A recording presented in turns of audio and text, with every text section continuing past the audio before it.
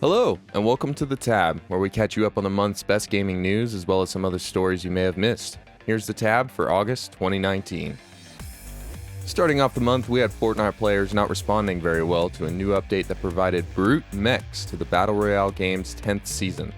There was an immediate response, it seems, from players, including pro streamers and competitors, who seemed to mostly agree the mechs were massively overpowered, firing a barrage of 10 missiles at a time and absolutely tearing through buildings and structures.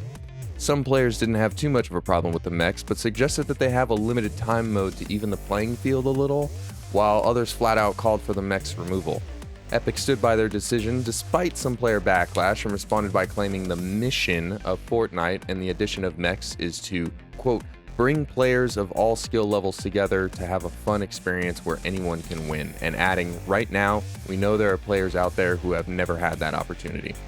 Whether that justifies the addition of seemingly overpowered mechs to provide what some may say is an unfair advantage, even over pro players, remains to be seen. But Fortnite seems to be going just as strong, still holding the #1 spot for most viewed game on Twitch for the month of August. On the 12th of August, Unknown Worlds, mostly known for their hit game Subnautica and their now in the works game Subnautica Below Zero, put up a post on Twitter saying G2A had to pay up a staggering sum of $300,000. They have accused G2A of buying $30,000 worth of keys back in 2013 for their game called Natural Selection 2 that came out in 2012 with stolen credit cards that they then sold on cheaper on their site. This, however, did not stay for long. G2A repelled by accusing Charlie Cleveland, the founder of Unknown Worlds, of slander. They pointed out that they didn't even exist back in 2013, back when the chargeback for the credit cards the owners were made. But on the 15th of August, Cleveland had enough of their shenanigans and rejected their claim. He admitted that with the evidence G2A gave, it is less than likely that they had anything to do with it and that they weren't the source of these original illegally bought keys.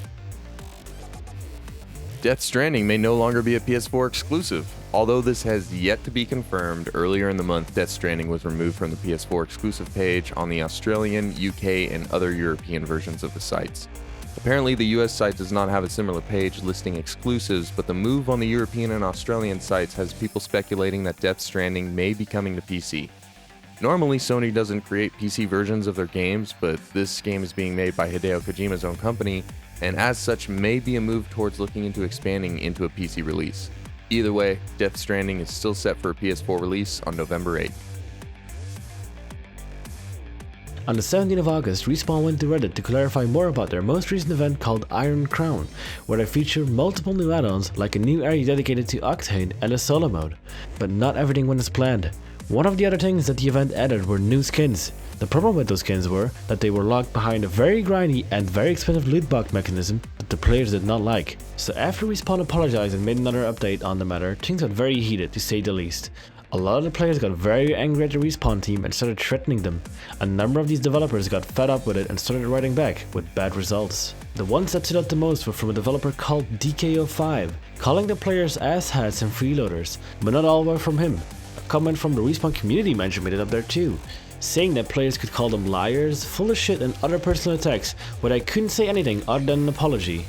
On the next day, on the 18th of August, Respawn CEO Vincent Zampella wrote an apology on Twitter saying that things got in a pretty bad place, and that some of their folks crossed the line with their comments and that's not how they want Respawn to be represented. He also said that they need to lead an example and having a healthy relationship with their community is incredibly important. All I can hope for is that they made the best precautions for the next event and that they've put on a leash on some of the developers. Games are being blamed for violence. The 90s called and want their headline back. After two mass shootings in El Paso, Texas and Dayton, Ohio that both occurred less than 24 hours apart and left 31 people dead, politicians and the media were quick to jump on the bandwagon that all of this violence is caused by none other than violent video games. Of course, this has been a scapegoat for quite some time now, even going as far back as the late 80s and early 90s. However, it seems that people are just as prepared to blame games this time around as they have been for years, despite the fact that there is an overwhelming amount of evidence to the contrary. In fact, a report by the Oxford suggested frustration from not being able to play video games was more likely to lead to violent outbursts, more so than the games themselves. The article goes on to say that if players feel thwarted by the controls or the design of the game, they can wind up feeling aggressive, and added the need to master the game was far more significant than whether the game contained violent material. Before concluding, despite interest in the topic by parents and policymakers, the research has not demonstrated that there is cause for concern. Of course, there are some studies out there that lean towards suggesting games might be the cause or more research is needed in quotation marks, but a recent report by the APA that stated just that led to over 200 academics from universities around the world writing an open letter to the APA criticizing not only the suggested findings, but also their research methods.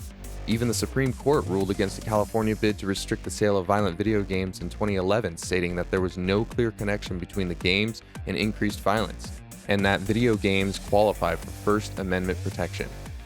So as old as all this may be to hear after 30 plus years of getting it from politicians and parents and the media, it is certainly not going to be the last time we hear about any of this. Although the finger pointing of video games seems to have died down as the month has gone on, the next unfortunate violent tragedy that takes place could very well once again bring video games back into the spotlight. On the 15th and 16th of August, not one but two lead producers left BioWare. Ben Irving, who worked on Anthem, and Fernando Mello, who worked on the still-in-the-works Dragon Age 4. Ben Irving worked in BioWare for over 8 years. He worked as a lead producer for Star Wars The Old Republic for several years, and then he took a similar job as a producer on Anthem, which released in February this year, and which most of you know was a big flop. Back in 2016, Star Wars The Old Republic had a similar concern where the players weren't happy about the decisions they made to the game, one of those being loot boxes. Back then, players demanded Irving to reassign, and he had to publish an open letter to the fans telling them more about the situation at the time. So far, Irving didn't give a specific reason for leaving other than that he made a contract with another company. But sadly, this wasn't all. The next day, another lead producer leaves BioWare after 12 years, Fernando Mello, a man with many projects behind his name. A few of these projects are Dragon Age Origins, Dragon Age 2, Mass Effect Andromeda, and now the last 2 years working on Dragon Age 4. Mello is supposedly leaving the company because he wants to take a career break, but both of the producers leaving so soon after one another leaves a lot of suspicion behind that there is more going on than what meets the eye.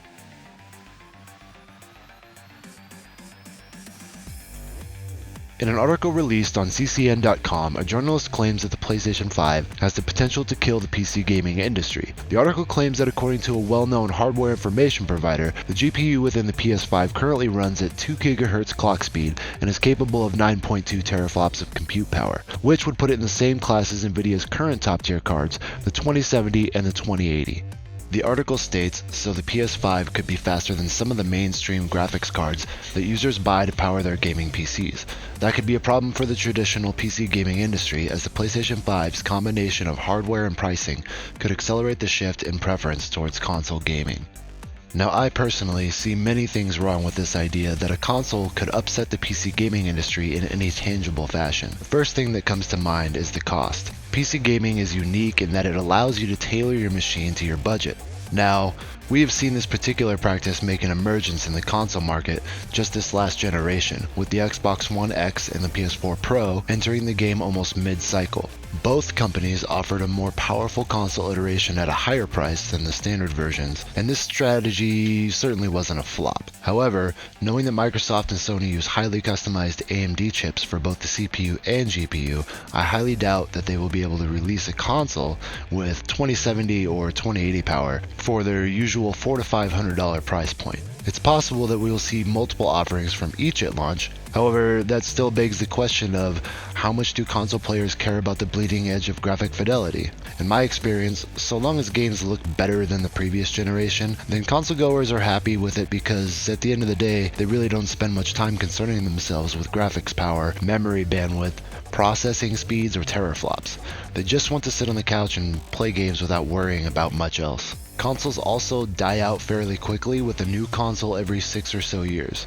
You can't upgrade an Xbox 360 to an Xbox One. You have to buy the entire new console, making your old console mostly worthless to you. In this arena, PC has the absolute advantage over console. With PC gaming, you can upgrade and swap parts till your heart's content.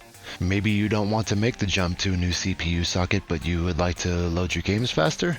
No problem. Upgrade to a much faster SSD or NVMe drive and you're set. Maybe you have a GPU from a few generations ago. Still plays most of your games at 1080p, but you want to make the jump to 2K or 4K. You're not limited to a single card or manufacturer, unlike consoles. Is PC more of an investment than console? Arguably, yes.